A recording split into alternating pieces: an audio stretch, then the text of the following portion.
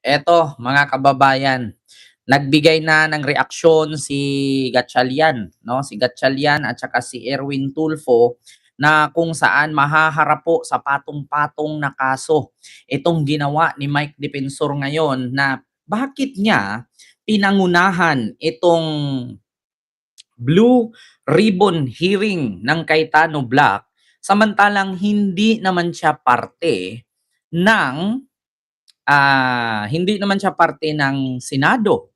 Pangalawa, hindi naman siya senador. Naku po, patay ka diya. Eto, pakinggan nyo mga kababayan. Eto, lagyan lang natin ng ano Mm. Mhm. May ads lang mga kababayan. Saan na ba yun? Ito. Ops, eto nga. Buksan natin para medyo malaki. Senator Win Gatchalian is pushing back against what he says is an unauthorized claim of a Blue Ribbon Committee meeting. The acting Senate president warns that legal actions against former Congressman Mike Defensor are now under review. Ma'am Jocelyn, hello po. Joins us live from the Senate. Hannah, what is the latest from there? Ma'am Winnie Artus, Ma'am Milagros Cunanan, hello po. My acting Senate President Win Gatchalian says former Congressman Mike Defensor is misleading the public after announcing a supposed Blue Ribbon Committee meeting without the authorization of the Senate Blue Ribbon Committee. Patay! Gatchalian accused Defensor of creating confusion by using the Blue Ribbon Committee's name even though he is neither a senator, a committee member, nor its chairman.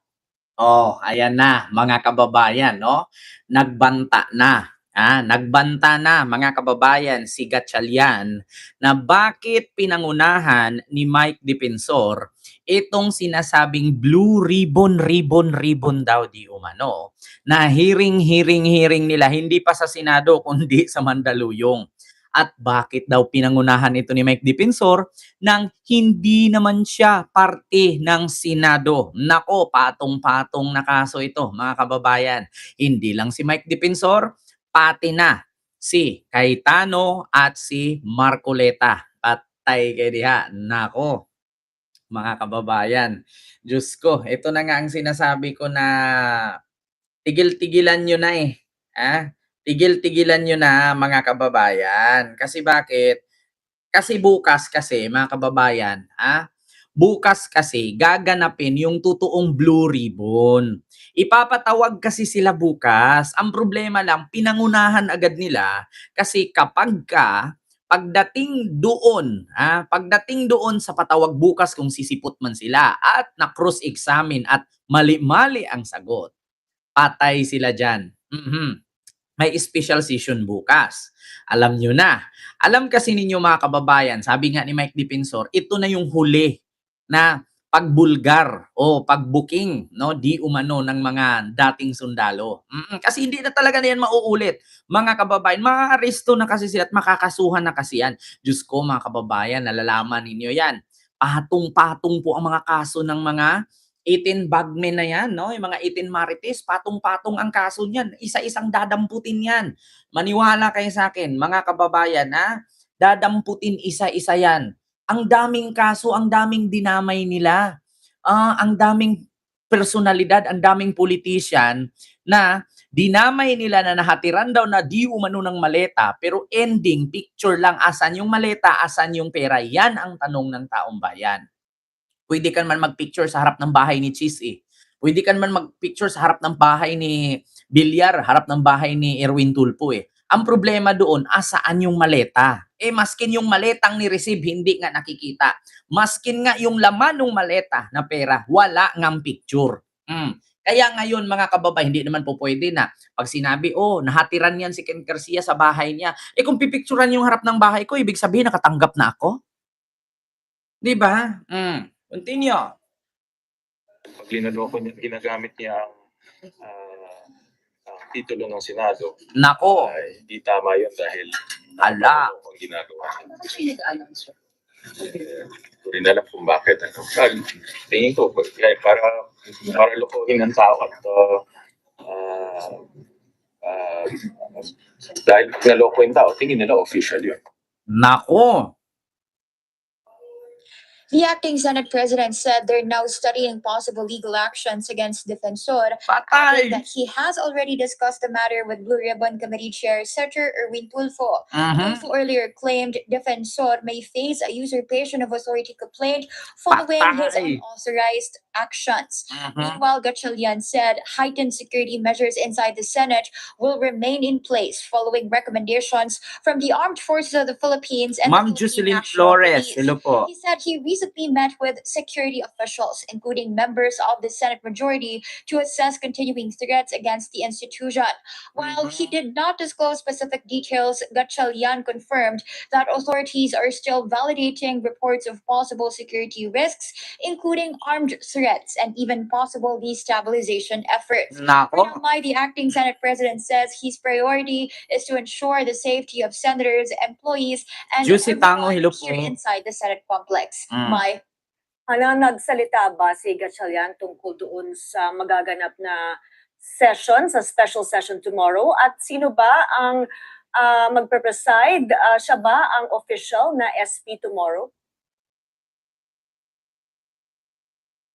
May inaasahan natin na ang leadership under the Gatchalian bloc ang magpe-preside, which is si acting SP Win Gatchalian, and he is in fact urging all senators to attend tomorrow's special session at sinabi niya na this is a critical opportunity to act on the pending legislative measures na naiwan nga noong June 3 pagka-adjourn nila dito sa Senado, at sabi niya his focus remains on finishing the chamber's legislative work rather than discussing leadership issues, dahil he declined to comment on whether he would formally emerge tomorrow as possible Senate President after the special session, bagamat una na ngang naibalita na ongoing pa rin itong talks sa kung sino yung mga posibleng senador na lumipat sa Gatchalian bloc. And as for Nako. the Cayetano bloc, Mike Gatchalian said he has not yet spoken with any of its members and cannot confirm if they will attend.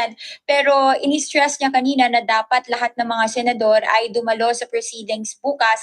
And in fact, hindi rin niya nakakausap pa itong si Senator Joel Villanueva na una nang nagsabi na susulpot siya sa special session sakali ngang i-anunsyo na ito ng Pangulo. May Nako, patay ka din ha. Nako. Ito pa naman mga kababayan yung sinabi ni Mike Defensor. Ito po pakinggan ninyo ha, mga kababayan. Delikado po ang sitwasyon ng ating bansa. Mm. Napakagulo ng sitwasyon ng ating bansa. Mhm. Ang mga demokratikong institusyon katulad ng Senado ay binabagoy, hinigipit, maging ang mga senador. Sino ba ang nambababoy? Sino ba ang nanggugulo? Sige nga, tanong ko lang. Sino ba ang nangbababoy sa Senado? Kayo nga tong hindi miyembro ng Senate, kayo yung naghihiring-hiring. Kayo nga tong hindi naman kasali sa Blue Ribbon Committee member. Hindi member, pero naghihiring-hiring. Sino ba ang may bit-bit dyan ng mga peking witness? Tapos, sino bang nanggugulo? Si Gatchalian? Sino bang nagagawa-gawa ng hearing? Si Gatchalian? Sino ba ang nagdadala ng mga 18 Marines? Dinagdagan nyo pa ng 7 o 14. Si Bongbong? Tapos sasabihin nyo, ginigipit? Utragis na yan. Kahit saan ninyo itanong,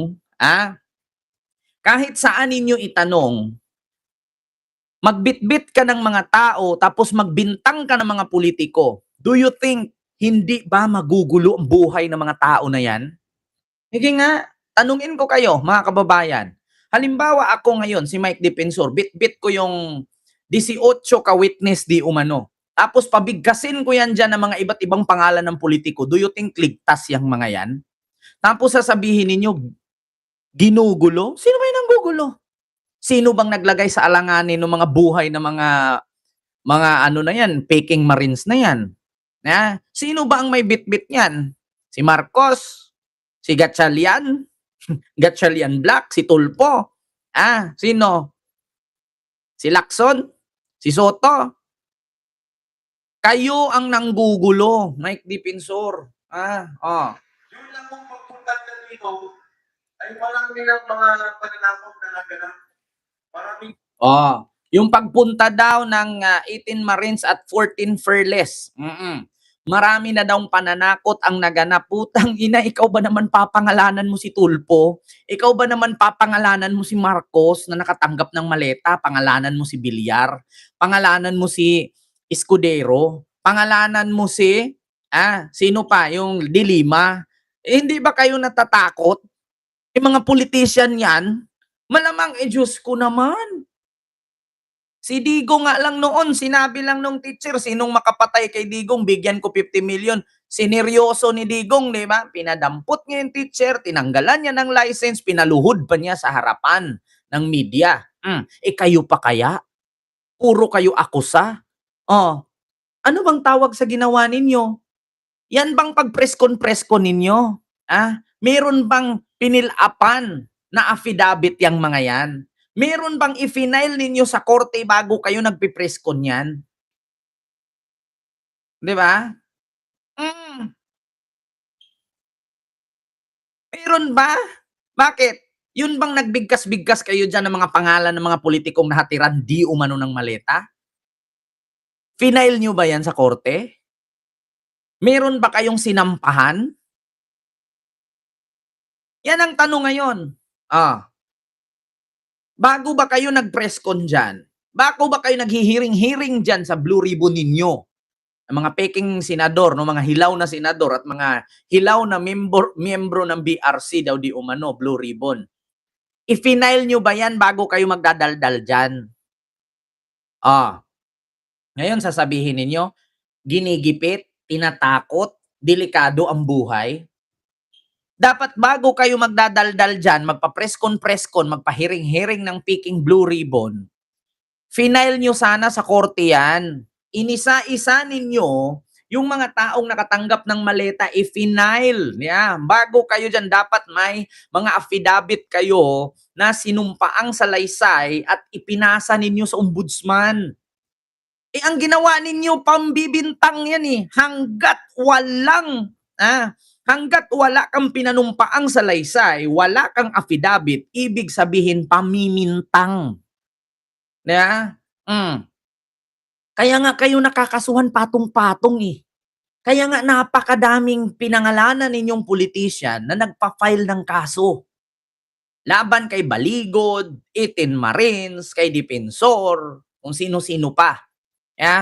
Kasi hindi nyo, ito lang napaka-simple Kung talagang para sa bayan ang pinaglalaban ninyo, kung para sa bayan yung pinaglalaban ninyo, bakit inuna ninyo ang press con, hindi kayo nag-file ng kaso? Dapat finailan ninyo ng kaso yan. Kung totoo mang mga nakatanggap yung mga Poncio Pilato na yan, ng maleta, i-file nyo sana para formal. Pag may na-file na kayo, tsaka kayo magdadaldal sa SOCMED. Tsaka nyo sabihin, ginigipit kayo, tinatakot kayo, delikado ang buhay namin. Hindi naman kayo nag-file ng kaso. So, hanggat wala kayong i-file na formal case, wala kayong pinanumpaang salaysay or affidavit, mangangahulugang bintang. Gawa, imbento, bintang. Mahirap bang intindihin yan, mga DDS? Mahirap ba? Hindi ba maintindihan yung sinasabi ko? Di ba?